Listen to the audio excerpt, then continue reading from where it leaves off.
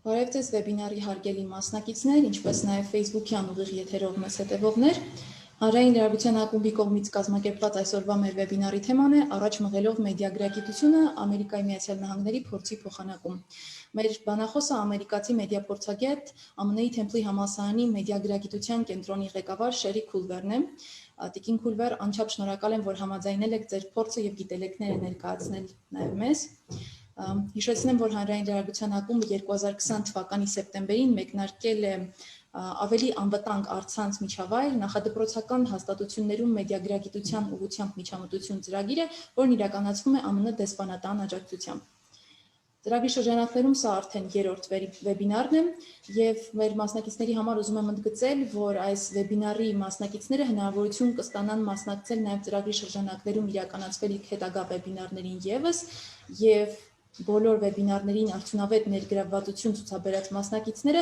կհրավիրվեն մասնակցելու գարնանը Երևանում նախատեսվող սեմինարին, որը կվարի կրկին Շերրի Քուլվերը։ Նշեմ նաև, որ վեբինարի տևողությունը նախատեսված է մոտ 1 ժամ եւ 30 րոպե։ Մեր բանախոսի ներկայացումից հետո մենք կտրամադրենք որոշակի ժամանակ ձեր հարցերին պատասխանելու համար։ Խնդրեմ տիկին Քուլվեր, համոզված եմ ինչպես ես, այնպես էլ մեր մասնակիցները պատրաստ են համակ ուշադրությամբ լսել ձեզ։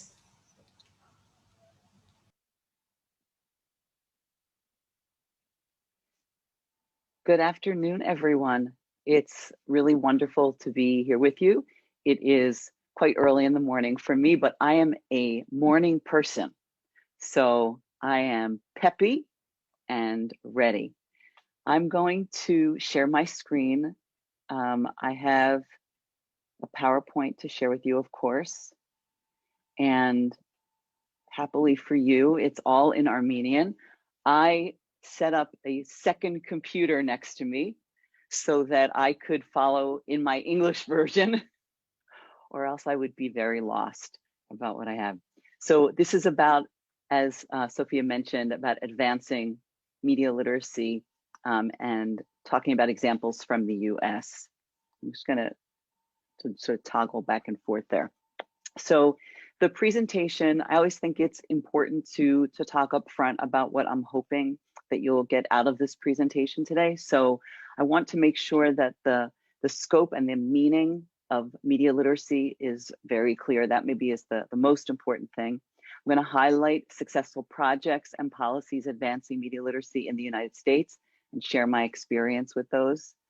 I would like to leave you inspired to encourage creative approaches to media literacy education and to inspire that action for others. And so that's really the goals today.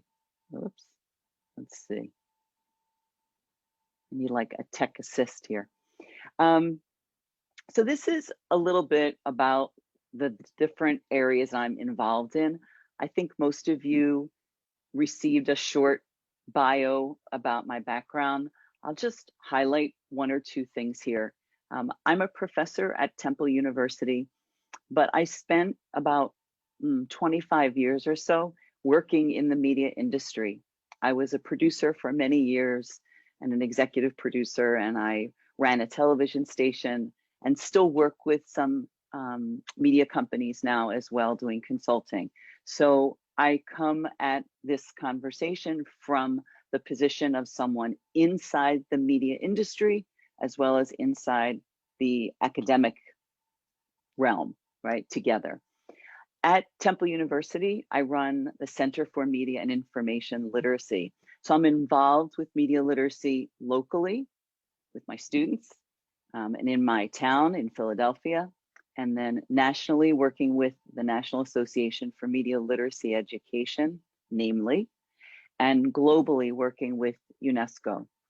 The one other piece I'll highlight here is you might see there's a little tab that says, this is not in Armenian, this is in English, but it says Kids Talk Media.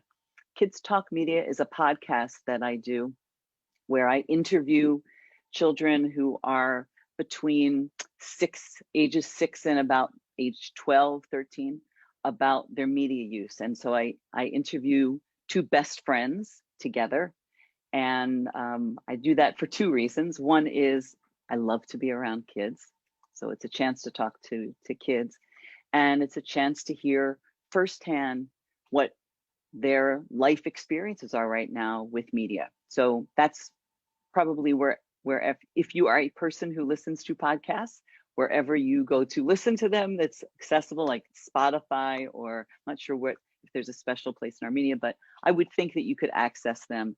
And if you have questions, and actually, if you have questions or want to contact me after this, I would love to hear from you. At the very last slide, I'll give you my contact information also.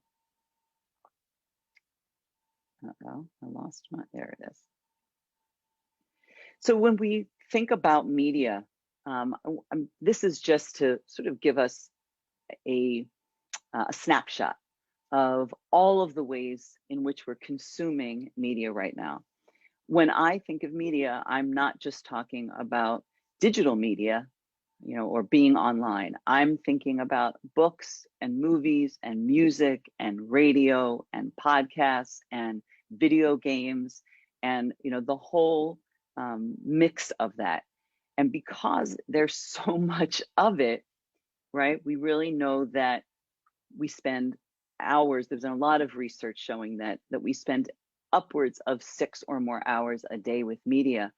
I haven't seen research since the pandemic, but I know that for most people, their time online and their time with media has grown, right? Because we're doing these things, right? We're on Zoom and we're conducting our lives online now. And when you think about that time, I want you to really equate time with influence, right? When we are spending so much time consuming media, the messages that media is sharing with us take on even more importance. And that really gets at the heart of the need for media literacy. Can you imagine any other part of your life where you would spend 6 or 7 or 8 hours a day doing that one thing and not want to really understand its influence on you? And I often make a parallel with nutrition, right? When we think about how we eat and how we learn what to eat, what it means to eat healthy, we don't just sort of, eat whatever, whenever. We teach young children how to eat healthy from the youngest ages, and we work at it all our lives to eat in a healthy way and be mindful of the influence food has on us. Well, media is food for our soul, food for our brains, and it is having an impact. So I want to start with really a basic definition of media literacy so that we can begin with that basis and then expand out. When I think about media literacy, I think about it as literacy, right? And I think about when I was a child, way back, and when I was in primary school, my teachers would not have wanted me to graduate primary school even without knowing how to read and write. Right? That would be the most basic level of competence that they would want me to have. Well, reading is really consuming media, and writing is really authoring media. So when I think about media literacy, I'm thinking about consuming and authoring media in all the ways that we can consume and author media today. So to be media literate is not just knowing how to go online, let's say, or how to look at, your Facebook or your Instagram feed. Being media literate is understanding how to create a PowerPoint, or how to upload a video to YouTube, how to share a photo with a family member online, how to make a phone call through WhatsApp. All of those things are part of being media literate. And then we add sort of the reflection piece of it, right? The more formal definition that we often use for media literacy is from the National Association for Media Literacy Education. And it's the ability to access, analyze, evaluate, create, and then act using all forms of communication. So access, analyze, evaluate, those are all of the thinking about what we do, create. So it's not enough to consume. We need to know how to create content because that's how we communicate. And the act piece is recognizing that we consume media for a purpose, right? We consume it to, could be to laugh or to cry or to learn, to be informed, or to inspire, but we do it to have some further need. It's not neutral, right? And the bottom piece says, the purpose of media literacy education is to help individuals of all ages develop the habits of inquiry and skills of expression. Those two terms are also key. Habits of inquiry is, right, habits of inquiry is asking questions. So media literate people ask questions about the media they consume. That is perhaps the most important activity about being media literate. And skills of expression means that you, as a media literate person, have the competence to create the media, to take the things that are in your head, the ideas, the thoughts, the innovations in your mind, and have a way to communicate them. We use them, I'm using it verbally, but can you do that through media? So those are the core components of what it means to be media literate. Now, you might have also heard any number of these other terms that I would say are really forms of media literacy. In the US, we usually use the term media literacy, but globally, we use media and information literacy. You'll hear that more often. And to me, all of these other forms of literacy are part of media and information literacy, whether it's advertising literacy, news literacy, television, cinema, games, internet, library and information. That's all part of media and information literacy. Sometimes educators, scholars, or other folks will focus in a particular area, but the definitions and the concepts that I'm sharing with you today are really true for all of these, right? I see this all together. When I think about this definition, if I go back, access, analyze, evaluate, create, and act, that pertains to all of these forms of media literacy, media and information literacy. So I've been in meetings where people have really gotten caught in defining these different areas. And I would encourage you to see them holistically, that they really are all about the way we consume and author media. So a method that is useful that I'm going to explain with you today are these 5 key questions. When media literacy, media and information literacy is a broad topic, right? There are lots of different ways of thinking about it. And we can have whole courses on it, whole books on it, multiple webinars on it.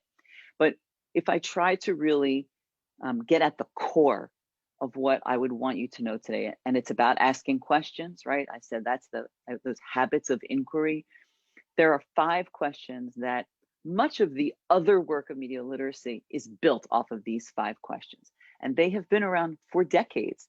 They've been around since before the internet, right? But the questions still pertain because they pertain to consumption and analysis of all media. So that's what I want to spend some time talking about, is the 5 key questions. So here's the first question. First one is about authorship. Who created the message? I mentioned to you that I teach in college, I teach in university, and I just was doing this with my students yesterday. I teach a course in media literacy. The title of the course is Media in a Hyper-Mediated World. How's that for a title? And the conversation yesterday was really thinking about, we were analyzing different pieces of media, we were analyzing commercials, and I was trying to get them to understand, to really think about all the choices that someone makes when they are going to create media. These are 2 examples. Paw Patrol, which is really, I'm sure is available to you as well. It's a show from Nickelodeon that kids all over the world watch. And Euphoria was a very popular program on HBO. right on the premium channel, HBO. And in both of those cases, so whether it's a children's program or it's an adult program or it's a movie or it's a video game, there is a person or a group of people that are making decisions about every single element. It's not just magic. It doesn't just happen. When we think about Paw Patrol, someone decided that the logo should have a paw print in the A. Someone decided that the character on the left should look like a police officer and wear blue and have a badge. Someone made decisions. Someone, in making the promotional material for Euphoria, decided not only a picture with a tear, but that it would be lit in such a way that there'd be a reflection of the tear. It would almost look silver on her face. Someone made all of those decisions. And it's very easy when we're consuming media to forget that in the same way that someone made decision A, they could have made decision B. Someone chose to convey that message in that way. In my conversation with my students yesterday, we were looking at an ad and I had asked them a question, whether they thought this particular commercial was political. And it was for a beer. The commercial was for a beer. And the commercial was about a man that was telling the story of the way the owner of this beer company had come to America. So it was all about immigration. Well, many of you might know that immigration is a very hot topic in the United States. But when I asked my students, is this commercial political?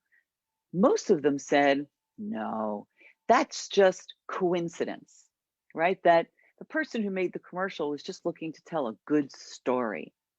But no, they could have told a good story in all sorts of ways. They chose to tell an immigrant story at a time when immigration is a very heated debate in the United States. That was intentional, right? Someone was the author. Someone decided, not only are we going to tell a story about beer, we're going to tell an immigrant story that is pro-immigration. So that first question, who created this message, is really key. The second question is, what creative techniques are used to attract my attention? Again, someone's deciding how I can make sure that the audience I want to reach looks at it. Okay, these are two. I was very conscious in my images for this these slides to try to select images that I thought you would have seen. So since McDonald's is a global chain of fast food restaurants, I thought you would be familiar with Ronald McDonald. And Skittles, you probably are familiar with the candy of Skittles. I'm not sure if you would have seen this commercial, but this is a Skittles commercial that's been on television in the United States for a couple of years now. And in the commercial, the girl is having a conversation with this boy, but while she's talking to him, she's picking Skittles off his face and eating them, picking them and eating them, picking them and eating them. And it is alternately disgusting and riveting, right? And they know that. That's why they created the commercial that way. So whether it's a commercial or a news program where they're using visual images to attract you to watch the news program, or a celebrity that's being used in a certain way, there are creative techniques that are being used specifically to attract your attention. The messaging might be in addition to that, but first I have to get your attention. In a world where we are bombarded with media messages from all around us all the time, right? We are often looking at our phone and our laptop, music playing in the background, media is coming at us. If I would need someone to pay attention to me, to my message, how do I do that? So what creative techniques? Being a media literate person understands that there are creative techniques used and understands, is able to articulate what those creative techniques are. Because when you understand what those techniques are, they have a little less power over you, right? If I know that the reason that they designed that Skittles commercial is so that I will feel compelled to watch that commercial every time it's on, And that will help me remember Skittles so that when I go into my little convenience store, I pick up and I decide I want some candy, I will choose to purchase Skittles, right? That's why they're doing that. So they need that message to be something that will attract my attention. The third question is, what's the purpose of the message? So the two images here, one is of the Beyonce CD album Lemonade, which was a very popular CD that came out not too long ago, and Family Guy, right? A television program, a global television program, animated show. What's the purpose of the message? So I often say, when you aren't sure, or in addition to whatever you think the purpose of the message is, always the right answer is to make money, always. So the purpose might be to make you feel a certain way, to inspire you to act in a certain way. But in addition to that, the purpose is to make money. We should never forget that media is a business, right? It's the media business. And that the media we consume would not exist if the people who owned it were not making money. So sometimes we hear stories of, for a long time, Facebook, the reports would come out year after year, how Facebook was losing money. And yet it stayed around, right? It kept going. So understanding how that works, right? That the monetization, the flow of money is one of the things that a media literate person understands with regard to purpose. That the reason Facebook was able to keep going is because there were venture capitalists, there were investors continuing to give them money in the belief that if so many millions of people were on Facebook, eventually it would make a profit, which it did. And even something like Family Guy and the advertising around Family Guy is a way they're making money, or Beyonce and selling the album is a way of making money. So that's one piece, is the money aspect. But what are the other purposes of the media that we consume? People create media with a purpose. They do it for a reason. And it's important for me to understand that as a media literate person. One of the reasons that we say that commercials are too influential for children is that children, let's say children under 7 years old, often do not understand the purpose, right? Children who are younger than 7 or younger than 8 often watch commercials, and they love commercials. They think they're fun to watch, but they don't really understand that the purpose of the commercial is to get you to buy something, right? It's not just meant to be entertaining. It's meant to influence you to make a purchase. So children will watch a television show and watch commercials and enjoy watching commercials. And then there's an interesting moment when they get to be 8 or 9, sometime around those ages, where it like suddenly dawns on them, or they learn about it in school or at home. They talk about the fact that these commercials are trying to manipulate you to get you to do something. Well, all media actually has a goal. It has a purpose. And as a media literate person, I need to understand that and be able to act keeping that in mind. The next question is, it's about audience. How might different people understand this message differently? So it's recognizing that me as an adult woman, an adult white woman living in the United States, I look at that Skittles commercial one way, and you might look at that Skittles commercial another way. That different people are going to consume media differently because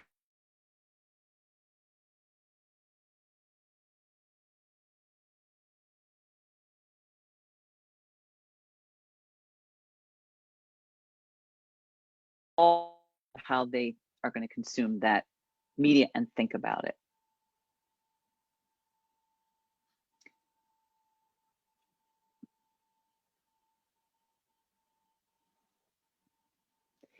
Am I back on now? Okay, so I'll go back to this prior one. I'm sorry. I moved recently to a different home, and it's been very interesting to try to secure, good Wi-Fi. I'm actually wired here to try to make sure there wouldn't be a problem, so I apologize. So this was the fourth question of audience, and how might different people understand this message differently? It's keeping into consideration the fact that who you are, your age, your gender, your sexual orientation, your race, your geographic location, your culture, all of those elements come together to impact how you think about the media you consume. So when I look at a news story, or you look at a news story, or my grandparent looks at a news story, or my African-American friend looks at a news story, we might see these things differently because of who we are and what we bring to it. So it's just a recognition of that difference. And then the last question is about content. What values and points of view are represented or omitted from this message? All media has value messages. All media communicates a value system in it. It's one of the reasons I think that countries other than the US are often not happy that US content is shown in their country, because content that is created in the United States is imbued with messages around capitalism and democracy and the cultural values that Americans hold dear. That may or may not be true for another country.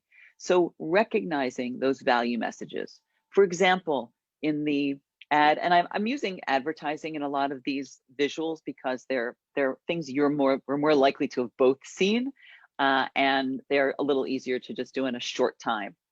So in this water commercial, this water ad, Jennifer Aniston, who's a very famous actress, was used, but she also is made to look as if she's naked, right? So it's communicating what are the value messages. The value messages are that water is healthy, that if we drink water, we want to look like Jennifer Aniston. She looks so healthy and youthful, and that looking healthy and youthful means looking like Jennifer Aniston, not looking like me, but looking like her. That's what youthful is, right? In the billboard below, for Coca-Cola with a picture of Santa Claus, what are the value messages there? The value message is that Santa likes Coca-Cola, and you should like Santa. And if you don't celebrate something that has Santa, we are not talking to you, right? There's a very strong value message there that if you're Jewish or Muslim and or any other religion that is not a religion that considers Santa, this billboard is not talking to you. We don't care about you. They could have made a billboard with multiple icons, or they could have made a billboard that showed different languages. They could have used any number of images. They chose an image of Santa. So there's a point of view there. There's a value message there. And I think this is one that this particular question requires some maturity to be able to have some conversation about, but it's a really important question. So just to recap those 5 questions, is about author, format, purpose, audience, and content. So that sort of gives us a basis. I know what we really wanted to dive into today was about some examples of media literacy in the US and how that has moved forward in the United States. So I'm going to touch on 6 areas: education, professional development, really around teachers and their professional development, NGOs, what's happening with NGOs, what's happening in journalism, in social media, and then in children's media as well. And of course, in all of these, I'm just giving you a couple of snapshots of ideas and things that are going on in the United States, and we could talk in depth about any one of these. So, you might think that in the United States, media literacy is an integral part of education in the US. It is not. It is not. And it's something that when I talk to folks in lots of different parts of the world, there are often similar experiences we have with media literacy, and this is one of them, that people know that media literacy is, I'm going to go back a little bit here, that people know that media literacy is important, but and they know it's important for education, but they are not actually spending the time necessary to make sure that the teachers are trained and that schools have resources. That's a struggle. So the first bullet says media literacy is included in the Common Core curriculum. So there is a curriculum from the federal government that mentions some key areas that should be taught in different grade levels. And it is mentioned, media literacy is mentioned under language arts. So really teaching English and writing, right, in the language arts. It's pretty sketchy. It's not a curriculum that's provided. It's really a mention that media literacy should be discussed. The way the education system works in the United States, the states are making more of those individual decisions, and then regional school districts are making those decisions. So you will find media literacy in that second bullet across grade levels. We will see media literacy in preschool, primary school, middle, high school, university. But in all of those cases, it depends on whether there is an advocate, how high up the food chain that advocate is, that it trickles down. So there might be a person in Pennsylvania. So I'm in Pennsylvania. The person who is in the governor's office and looking at education, that person is an advocate for media literacy. Therefore, they encourage the regional, the mayors of the towns to think about media literacy. They would encourage the principals of the schools, and then they would encourage the teachers. But it's not, it's in the documentation about what needs to be covered, but it could be a sentence or two that's not in depth. So it can be, that last bullet says media literacy may be formally or informally integrated. So sometimes you have a formal curriculum that the district will use, but more often it's a mention. So someone will say, we need to make sure children are getting taught about media literacy starting in grade level 4 and through grade level 8. And teachers, you decide how. It will be left up to the teachers. So that's the value of a national organization like the National Association for Media Literacy Education, and that they will be sharing those materials. So we can talk much more about this, but just to give you a feel for that. This is a picture of me going to a school where you can see actually on the screen, I'm talking about one of the 5 key questions. These were elementary, primary school age children, but it was a one-time visit. So they didn't get media literacy in their school at all, but they knew what I was doing. They invited me in. The next picture is of a school. This was a school that was doing a report in Canada on something going on in Canada, but where they had kids doing a fake newscast, writing stories and doing a newscast. The next area is about education that's happening outside of school. So there's formal teaching of media literacy within the school, and then there's education that's happening outside, sort of after school, right, and after school programs. Sometimes that's very formal. Sometimes it's something where kids are actually going into that environment and going into that environment to learn about media. And very often it's like a production class or something, a production camp. They might go after school, and media literacy would be threaded into that. Sometimes it's more like the center I run at my university, where it's research and I'm working with students during that time. That's also what the Media Education Lab is like.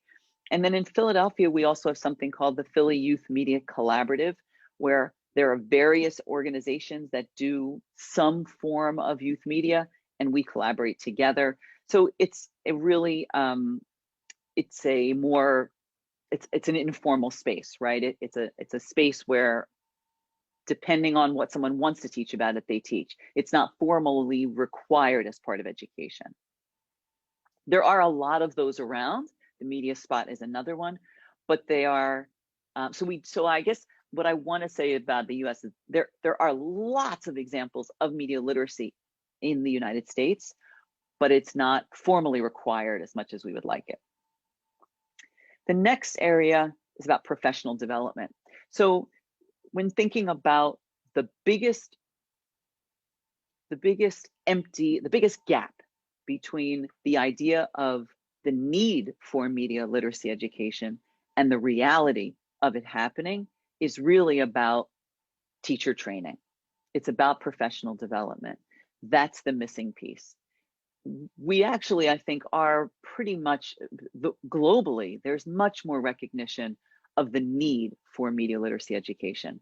But there's a huge gap between the need and the ability to make it happen. We have to help teachers. Teachers have so much to cover in their classrooms already that's required. So the images on the screen here are places in the United States that offer professional development. There are various conferences. The museum is a resource. It actually was a museum in Washington, D.C., but it has closed because it was not, it was one of the victims of the pandemic. But they offer teacher resources. The public television system offers resources. Common Sense Media is another resource. So there's lots of resources available for free online, many of which you could access as well. But the support for teacher training is key. Here's some other resources.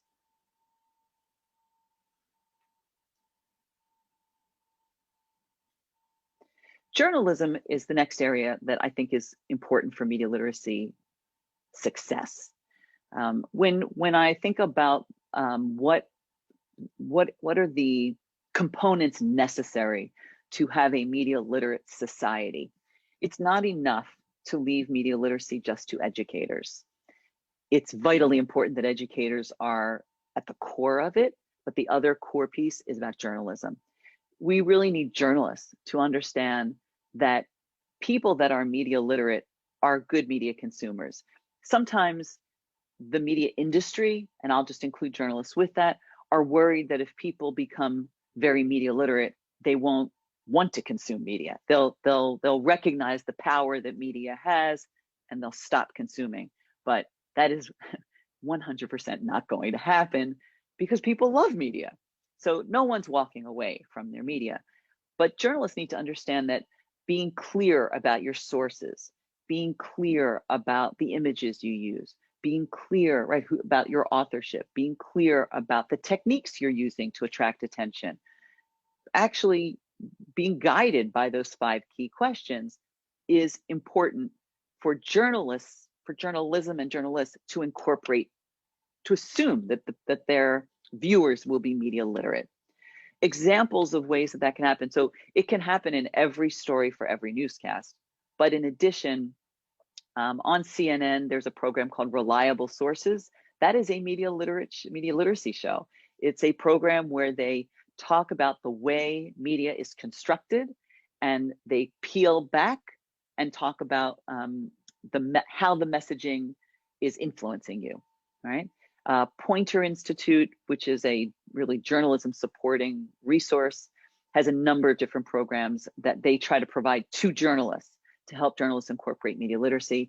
I do a program, a TV program for my university that airs online that's called Media Inside Out, where I have guests that come in and we talk about issues relating to media literacy. We talk about the influence of TikTok, and we talk about how the election is covered, and all sorts of topics. And if you're one way that you could use even these resources is just to get a broader understanding of what is considered media literacy. So watching an episode of Reliable Sources, there's also a podcast called On the Media. I totally have forgotten, I should have included that on there, that explores how stories are put together. There's actually a number of podcasts like that you can listen to. But you can see in the Media Inside Out, this was not translated into Armenian here, but the episodes that are listed: how to make sense of the news, the growth of podcasting, advertising and entertainment, religion in media, government relations, regulations. All of those are ways that journalism can be involved. Social media is the next element. So obviously people are spending, young and old are spending hours a day on social media. So what is the connection between social media and media literacy? I think that particularly the US election in 2016 was a turning point globally for social media, because the social media companies were forced to realize that they their lack of attention to the content that they were allowing to be in the social media feeds really altered the election in the United States. It had an impact, let's say that. I don't want to say it had an impact on the election. And for a long time, for years and years, Mark Zuckerberg, the CEO of Facebook, and the CEOs of Snapchat and Instagram and other social media companies would stand in front of Congress and the federal government in the United States and say, we are not media companies, we are tech companies. We just provide the technology. And it's taken them a long time to sort of admit that we are media companies and we are providing content, and therefore we have a responsibility to what that content is. Now, legally, they are not responsible for the content, and that is a battle that many media advocates in the United States and around the world are trying to fight back on. Right? It's sort of creating. If you create let's go back to our nutrition example. If I know that there's a candy store at the corner, so I live here, and just at the corner is a candy store, and there was always a dirt road filled with a forest was there blocking my way to the candy store. But then someone came along and made a paved road straight to the candy store, and then stood back and said, it's not my fault everybody's eating candy. All I did was build a road. Well, that's not a legitimate response. You have a responsibility to what you created. So we're starting to see that change. These are two resources, one from Facebook, one from TikTok, where they are really providing media literacy skills. They are finally recognizing that people have enough of a love of social media that they're not going to walk away from it, but they can use it in a way that is safer, that's more respectful, that has recognition about cyberbullying, about the misinformation and disinformation that can so easily be spread. I think we have a long way to go before the social media companies are doing everything they should, but it's happening little by little. And so the US election obviously happened recently, and just in the days before the election, Twitter and Facebook closed then President Trump's Twitter account and Facebook account. So they finally have been pushing harder and saying, if it's misinformation and disinformation from anyone, we're going to take it off. So in terms of advancing media literacy, social media companies have an important role. And children's media is also an important role, because if we can start helping citizens to be media literate the minute they engage with media, which is to say when they are infants, then we are going to raise people, raise children, raise adults who are media literate, who have those media literacy skills. So I've been working with some providers, content creators of media literacy, content creators of children's media, to encourage them to thread value messages of media literacy in the content. So as an example of that, the show on the right is a Disney Channel program called Bizaardvark. I believe it is available globally. And the series is all about a group of children, group of teens that work in a place that's sort of like YouTube, but it's not called YouTube. And they are influencers, they are YouTubers, and they create videos. So the entire series, it's funny, it's a typical Disney funny kids show. But because they are always making media in the show, it gives them opportunities to have conversations. So I'll just give you one example. Imagine that it's a scene, two kids are together playing a video game, a third child walks in the scene and says, "Are you still playing video games? You guys were playing these games when I left you this morning." And they turn to their friend and they say, "I know, we can't stop. We love this game." And the other friend says, "Come on, let's put it away. Let's go get something to eat." Just that little interchange is a media literacy moment. It's encouraging people as they use media to reflect on the time they spend on it and to make good decisions for their mental health, to go do something else. So having moments where we encourage children's media creators to incorporate media messaging. And I said from a moment ago, I said that media literacy messaging for kids needs to happen from the earliest age that they use media. And I said infant, and you might have thought she doesn't mean infant, but I do mean infant. I know that there's a great concern among this group around preschool educators, and that even if we think about earlier than that, children at a year old are being given a tablet to, I mean, there's content, wonderful content created for kids that are a year old, games they can play, learn the alphabet, learn to count. Many children at a very young age, you might go to a restaurant someday when we're all back in restaurants and see a parent with a young child and the parent giving that young child their phone. You know, we think about a tablet as something that is so adult friendly, but it's made for a child. It's the size that a child can hold. It's got flashing colors and images on it. It's all the things kids love. So I'm not going to have a conversation with that child about the 5 key questions. They're too young to understand that. But I can have a conversation about this is media. Sometimes we use this, sometimes we put it away. Even a 1-year-old, right? Even a 1-year-old, I might, usually at 1, even they can understand a little bit of, you can have this 1 minute, you can have this a little bit of time, you can have this, but then I'm going to take it back. So recognizing that there's a moment that we engage and there's a moment we disengage. There are times we use it, there are times we don't. We don't use it when we're eating dinner or eating a meal together, but you can use it in the afternoon. Maybe we use it to read a book at bedtime, but we don't use it in these other areas. So when is it on? When is it off? On, off, on, off. That's a conversation you can have with a very young child. Then we move into reality and fantasy, real, not real. So we talk about cartoons or live action, cartoons or real people, the difference between that, or the difference between content you create on your phone and content you look at somewhere else. Just the difference between that gets in the issue, the topic of author, right? And I might even, at a child at 4 or 5, I could introduce the word author. They can understand that. So we create a scaffold, right? Little by little, as any good educator would tell you, scaffold learning. We don't just jump in at the high point.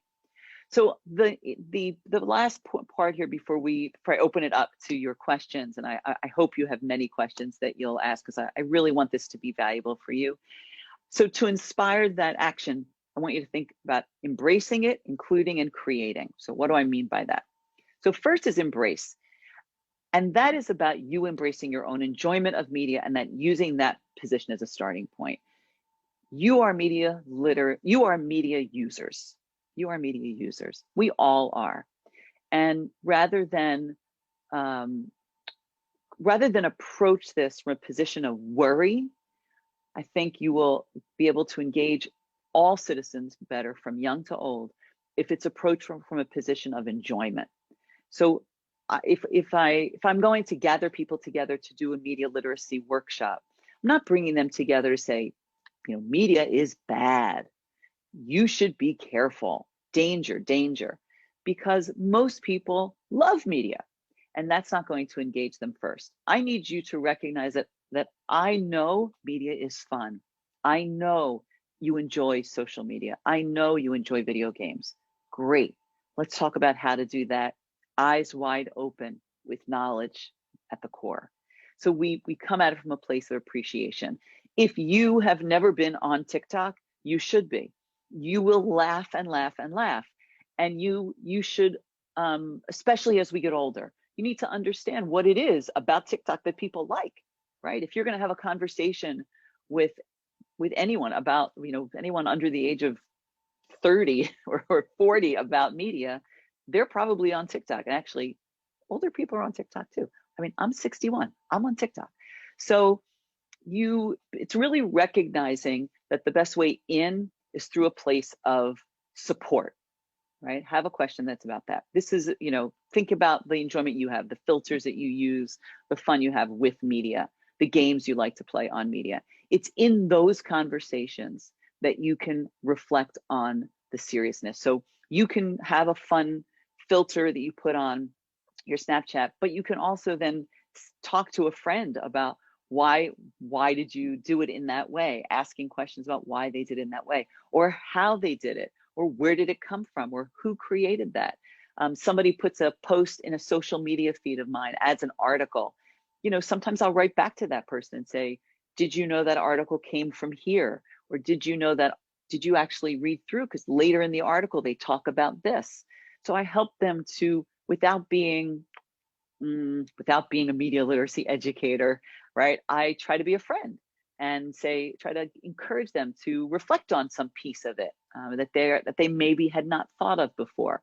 When I'm watching TV, often with my husband, and we're watching the news comedy programs, like there's lots of news comedy shows, I'm always amazed at, the person will be talking, then there's a little box next to them with pictures and examples, and they will often be out of date.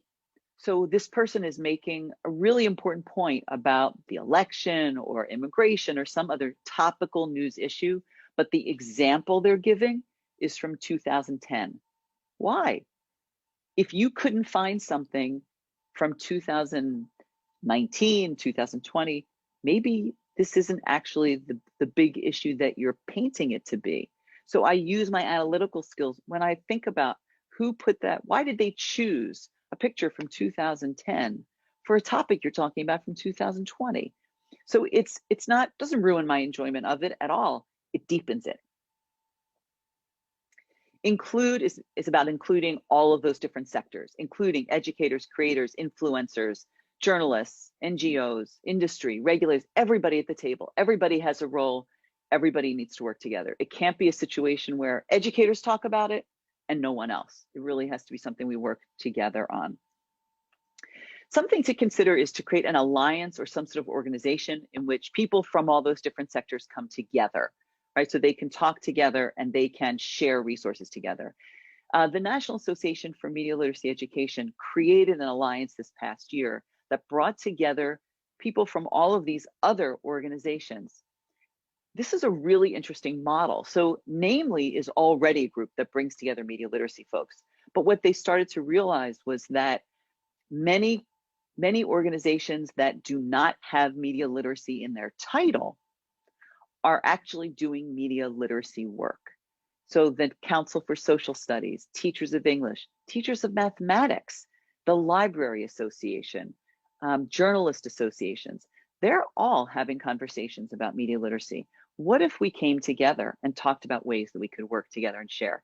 This alliance meets, I think, 3 times a year. It's not a burdensome group, but it gives a connection and it raises the possibility that media literacy will be discussed and included in all of those areas because now people have resources.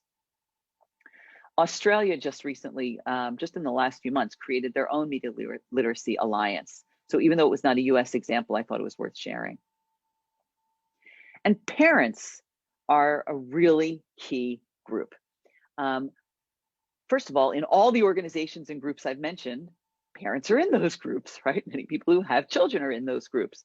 But a person's greatest role model. So if we think that media literacy needs to start at the youngest age, then those youngest age children are being seen most often by their parents.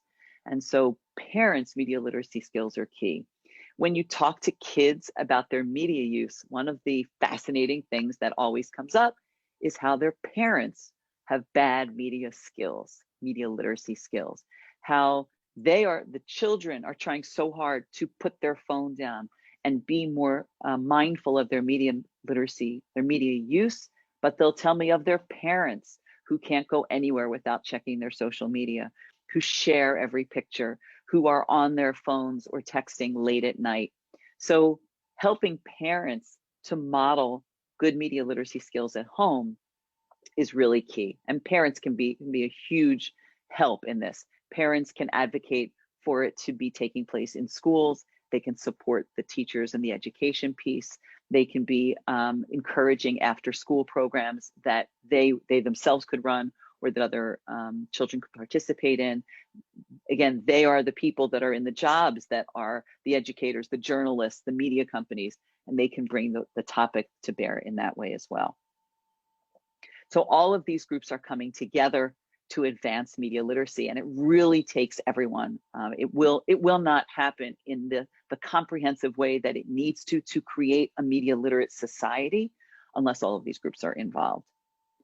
So that, I'm going to stop my screen share for a moment there, but there's my contact information. You can reach me at that email. You can send a message through the website at Sherrì Khullvere. You can follow me on Instagram or on Twitter, all sorts of places.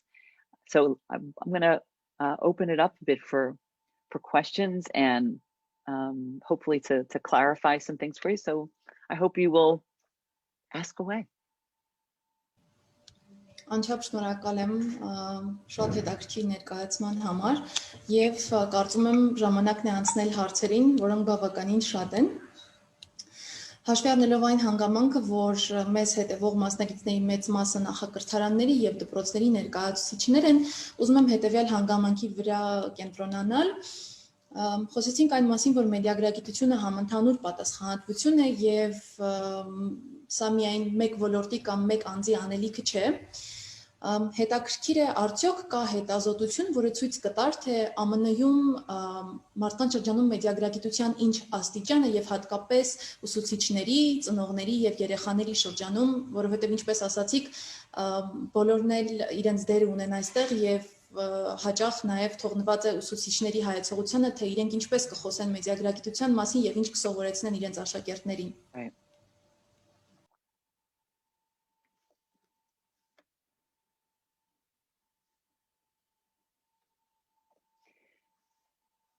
Yeah, good question. So it sounds like you're asking about research about the media, I guess, how often the media literacy is being taught, and how do we know that the teachers know what they're doing, right, in the classrooms?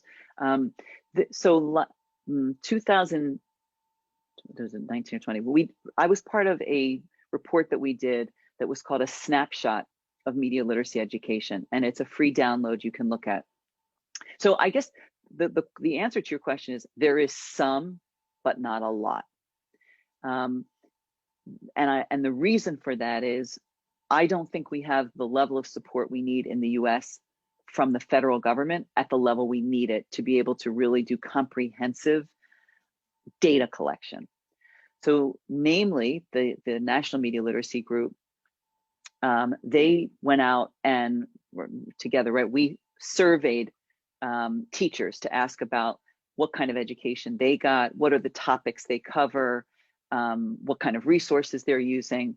And that was helpful, but we only got about 300 responses out of thousands and thousands of people that we know are doing media literacy. So we're actually, this year is going to be another survey, and we're hoping to get many, many more people participating in that.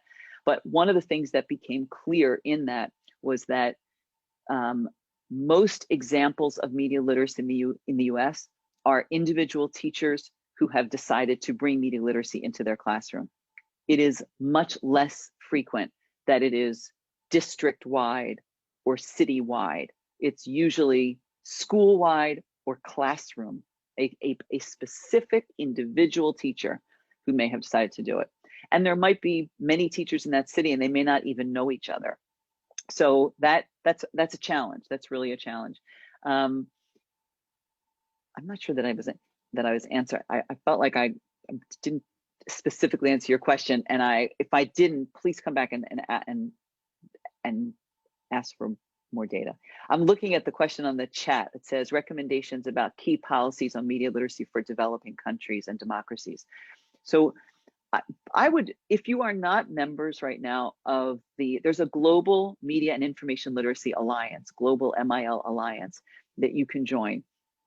So a couple of things that you can join that are free that will enable you to have resources come. So first of all, namely, the US Media Literacy Group is free to join, and anyone can join. And there are members that are from all over the world. And when the conference happens, people come from all over the world to the conference as well. So the value of signing up for Namely as a member is you would get the monthly newsletter. And the newsletter is filled with resources and information. That's really a major benefit. And probably all of those resources would be accessible to you. The policies on media literacy, I don't know, I don't have information to share with you specifically about developing countries. I can tell you that just as a general piece about media literacy globally, you'll find that it is more developed in, most developed, let's say, in US, the UK, Australia. Those are really core places. Barcelona is a specific area within Europe, but Barcelona has a very strong program. Europe in general is known as having a pretty strong media literacy, media and information literacy push, right? Advocacy. They've been, I mean, the EU has really supported it. There have been reports that have come out from the EU about it. There's been data collection, all of which is free and available. And I can pull some links together and share them afterwards with you. But what they will provide you is sort of proof that the work is happening, but it will not show you what individual teachers are doing in classrooms, right? That if you're trying to really understand more about how are teachers teaching media literacy, I think the other kinds of resources that I shared are going to give you that. The specific resources, places that have curriculum. So Namely has access to curriculum, Project Look Sharp has curriculum, the Media Education Lab. I'm trying to think of others those are all US based. They're available to you, but they're all US based. So I'll see if I can find out more information if there's something specifically about developing countries. But I know that if I were going to sort of erase all of the US and start again, I would be trying to start it at the top. I would have some requirement that all classrooms from preschool up address media and information literacy. And then you could give just small bullet points of what needs to get covered in each year, sort of like the Common Core that we have in the US, but more of a requirement from the very beginning. Անչափ շնորհակալ եմ հարցերին պատասխանելու համար։ Տիկին Քուլվեր, խոսեցիք ձեր կողմից իրականացվող մի հրաշալի նախագծի Kids Talk Media podcast-ի մասին, ասացիք հուսով եք, որ բոլորին հասանելի է, ուզում եմ վստահեցնել, որ հասանելի է, ես ինքս լսում եմ եւ կարծում եմ, որ իսկապես շատ հետաքրքիր է, դուք հնարավորություն եք տալիս, որպեսզի երեխաները խոսեն, արտահայտվեն եւ տարբեր թեմաներ եք քննարկում եւ հաշվի առնելով ձեր բոլոր այս զրույցները երեխաների հետ, ուզում եմ հարցնել ըստ ձեզ ինչ դեր ունի առհասարակ մեդիան միջին վիճակագրական աշակերտի համար, որն ապրում ու սովորում է ԱՄՆ-ում եւ առհասարակ սոցմեդիան օգտագործելիս ինչ աստիճանի ազատություն ունեն երեխաները այդտեղ։ Արդյոք ամբողջությամբ ընկալում եւ հասկանում են բոլոր վտանգները, որոնց կարող են բախվել։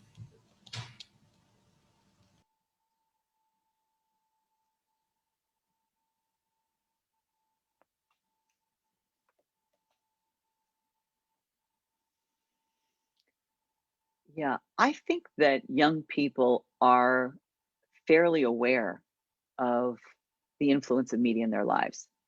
And they are sometimes more mindful than the parents I talk to about the need to balance their enjoyment of media with their recognition of its influence. I think they're very aware of that. They're sometimes, specifically around social media, that might be because they were cyberbullied at some point, or they cyberbullied someone, or they have a friend, right, who's had some difficulty in it. So I think it feels close to them. They see that a lot.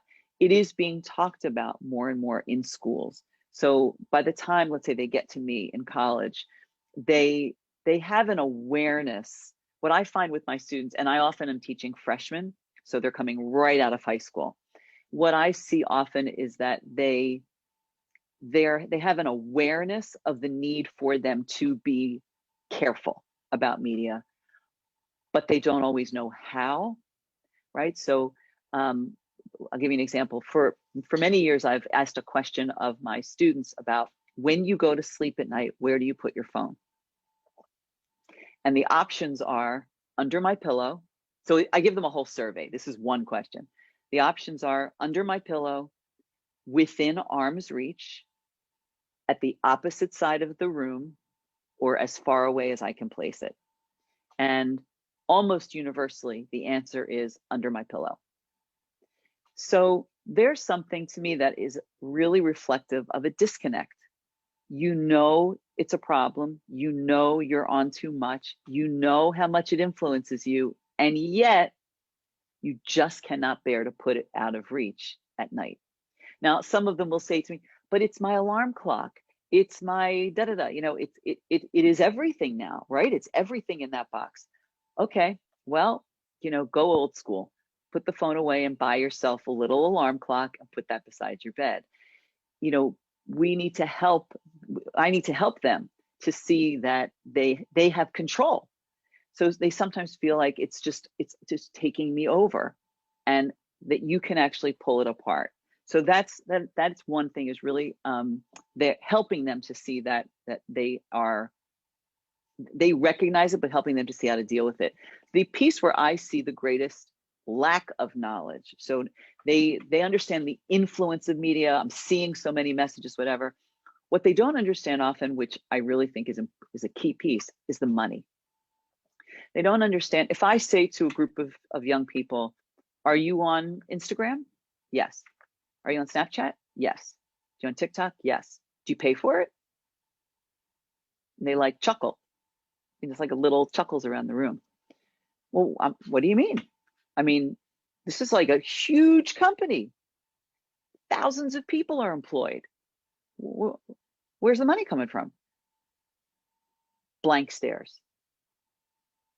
And I will leave it sit there. Well, come on. I mean, they've got to be making. Nobody works for nothing. Where's the money coming from?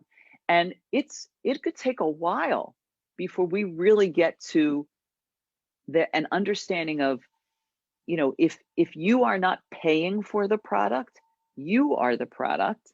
So how are they selling you? Who are they selling you to? Who is they? What is the money? What money is changing hands? Because somebody's making a lot of money, or they wouldn't be doing it. And so really helping them to understand that every time you go on, every time you use media, ka-ching, you know, somebody's making money somewhere. And that's an important piece of it, because I'm often talking to college students who want to go into the field. They want to work in media. So it's really understanding, don't you want to make money at some point? How do people do that? But especially for younger children, they play free video games. They're on free apps. So even with an 8-year-old, 9-year-old, 10-year-old, you could easily have a conversation about, how do you think, like, when your mom, dad, cousin gets up every morning and goes to work, somebody's working to make this website that you like. How do they get paid? How do you think they get paid? And actually talk about that. Help them understand what it means to have microtransactions, right? Those little, why do they want you to buy a little hat for your character? You know, when kids think, oh, they can't possibly be making a lot of money from that. I'm only paying 99 euros for that little hat on my character. Yeah, but actually millions and millions of people are spending 99 euros on that little hat, and they're making billions of euros on that little hat. So really helping them to understand, that's where I see a big disconnect of what they understand, they don't understand. And P.S., that's often true for the parents and adults I talk to as well, not just kids. Շնորհակալ եմ Տիկին Քուլվեր, հետաքրքիր է իմանալ, ըստ ձեզ երեխաները, աշակերտներն ավելի շատ բովանդակություն ստեղծողներ են, թե սպառողներ։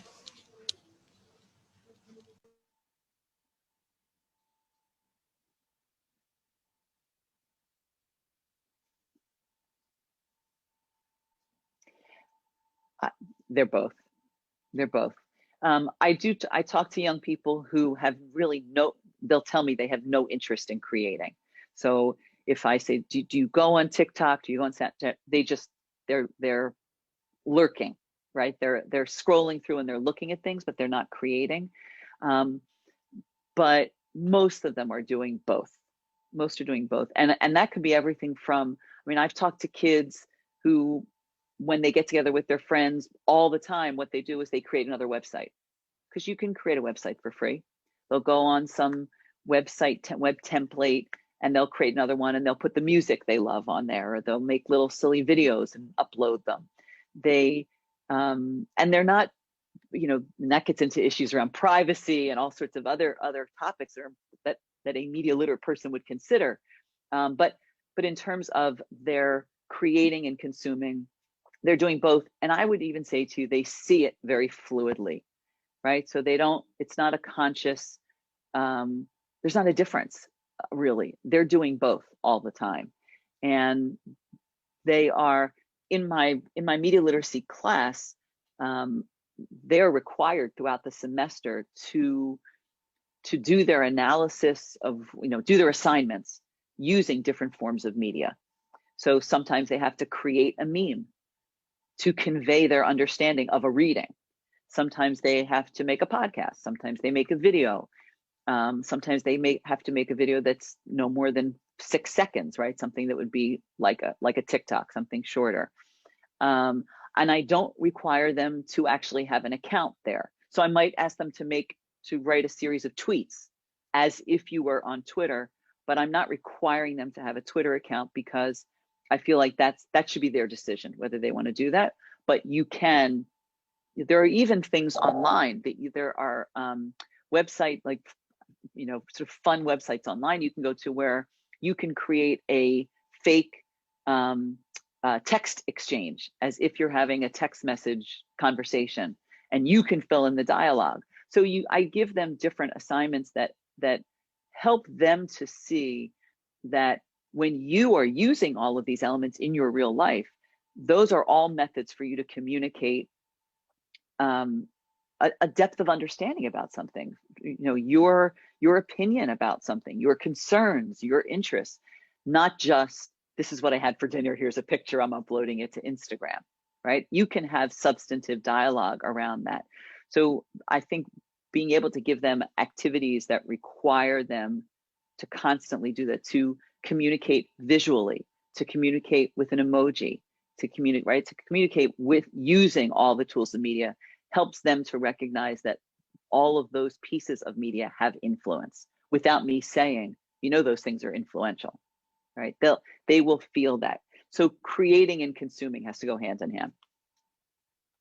And you can do that even when they are, you know, I'm not sure just to touch on for preschool teachers, right?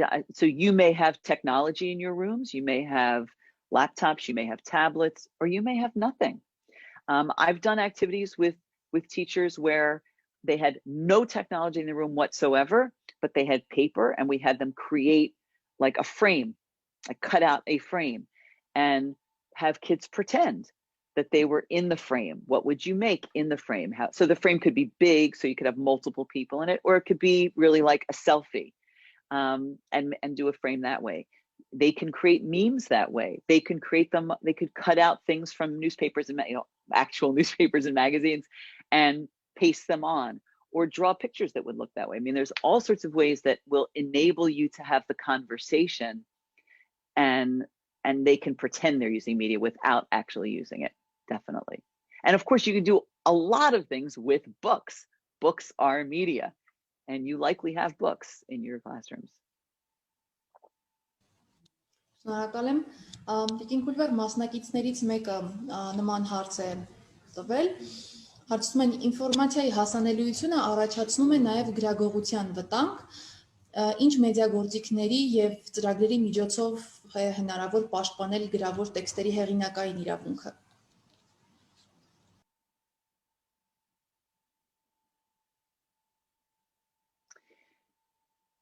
Well, I don't know that there is a form of media that protects copyright. I guess a couple of things I would consider. So if we're talking about just general uploads and general sharing of information that people have without understanding copyright or plagiarism, You know, certainly that also is a topic that can be covered in school at a young age. And certainly, I don't think it's something you could probably cover in preschool, but just as an idea of a really easy way to convey this to kids is have everybody write something in the classroom about some topic, and it has to be a paragraph, and they're going to cut out that paragraph. Maybe they write it twice. They keep one version of it, and the other version of it we're going to cut out and tape on the blackboard, on the bulletin board. And then someone else in class is going to come through and write a story about it and use different pieces without telling you. So I'm going to, once I write my piece, I'm going to look at other things that people put on the board, and I'm going to say, oh, that would go well with mine. And I'm going to add it to what I write.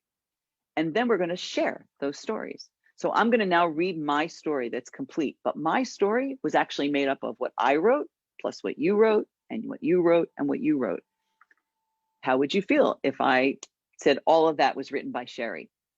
How does that, what's the difference between saying it's written by Sherry or saying it was written by Sherry and Sophie and so on and so on? And just by helping them to feel what it feels like, right? Creating scenarios where, what if you had something that ended up somewhere else? That, you know, I think, to me, I think scenarios can often be very, very helpful in helping, well, it's helpful to anybody, but I think for young people who haven't had a lot of experiences that may have been negative, it can help them to understand that.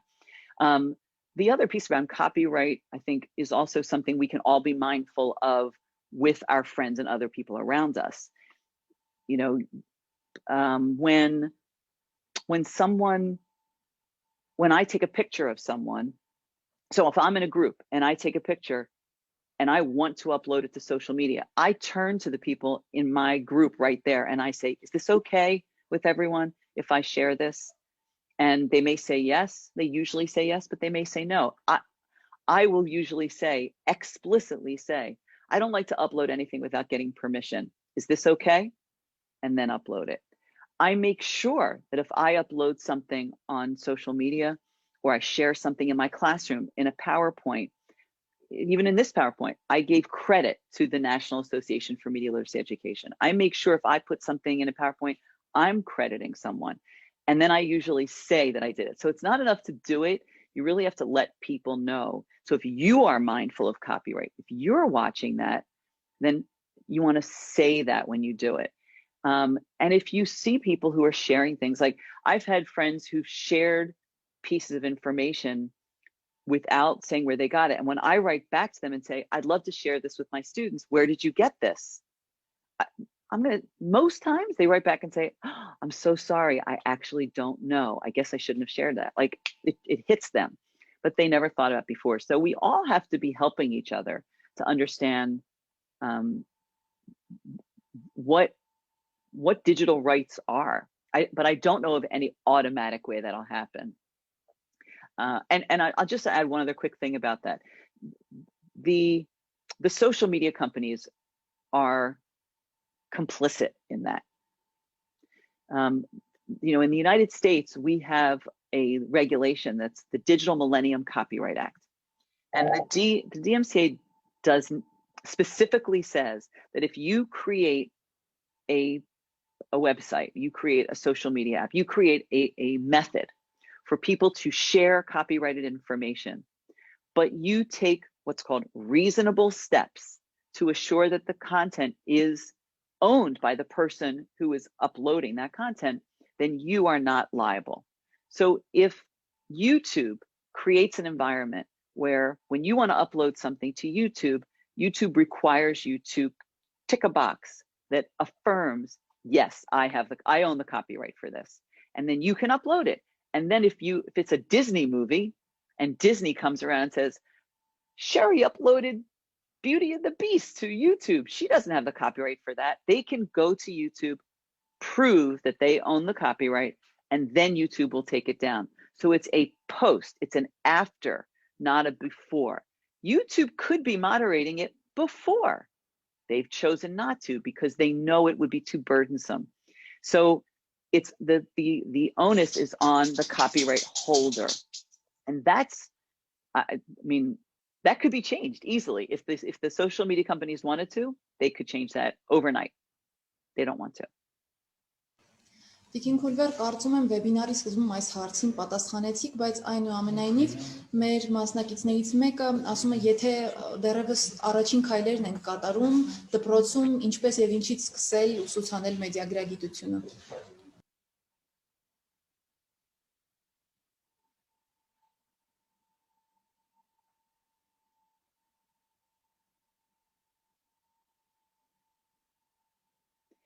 And is this the person asking the question a preschool teacher? Are you asking about preschool or school in general? Ցավոք մեր մասնակիցը չի նշել նախակրթարանի ուսուցիչ է թե դպրոցի, բայց կարծում եմ ընդհանրական մի քանի խորհուրդներ կարելի է տալ։ Okay. So my answer would really change quite a bit depending on the age of the students. So I would always start, actually, here's a good thing that everybody could do. The first thing I would do is poll the students about what kind of media they engage in. So when I'm going to go to a classroom and speak to a class, one of the things I try to do is a week before I'm going to be there, I have a little survey that I send to the teacher. And the survey says, tell me your top 5 favorite TV shows. Tell me your top 5 favorite movies.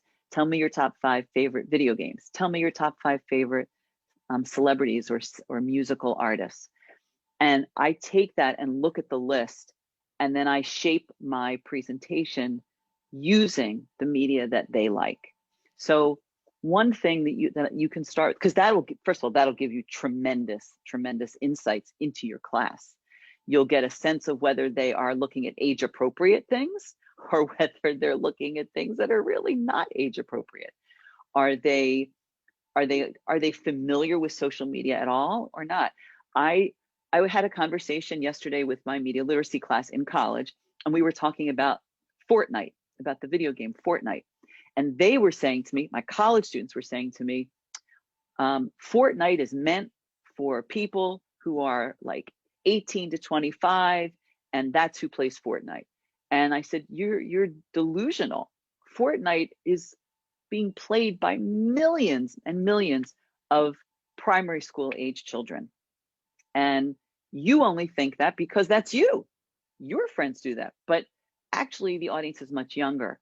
So even though the age on the box says that it's for 12 plus, 12 and up, if it says 12 plus, you could be pretty sure the kids that are 8 are playing it. If for no other reason, then they might have a sibling home that has access. So ask your students what they are consuming specifically, like, right? And we're going to enjoy that. We're going to use the characters that you look at and that you like to, maybe we'll do something afterwards. So let's say I find out something about the TV show that they like, and maybe there's a TV show that many of the kids like. Can we do something with those characters? Could we do a little role play in class where people play those characters and we put them in media situations? What if, this character and this character from this TV show had a friend who was playing video games all the time? Okay, let's play act that. Or what if they had to go home? What if the parent came in the room and saw them doing it, and role play that a bit? I mean, I would start from where they are and show an understanding and appreciation for that. And that will, I'm telling you, once you start, your students will reveal to you what they need to talk about. Once you open the door, they will, and you'll be amazed, because I think you'll probably get intelligent questions from them.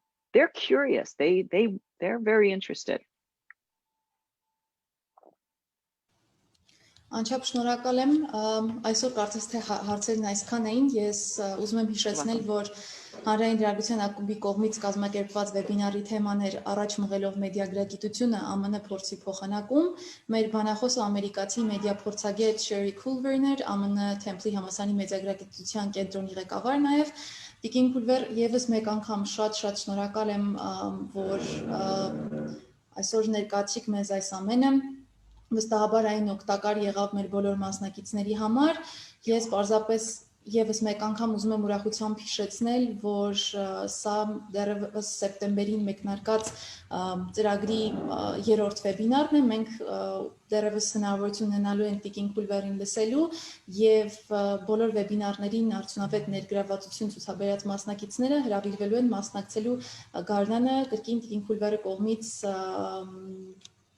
վարվելու է մի սեմինար մեդիագրագիտության թեմայով, այսքանը Կրկին անչափ շնորհակալ եմ։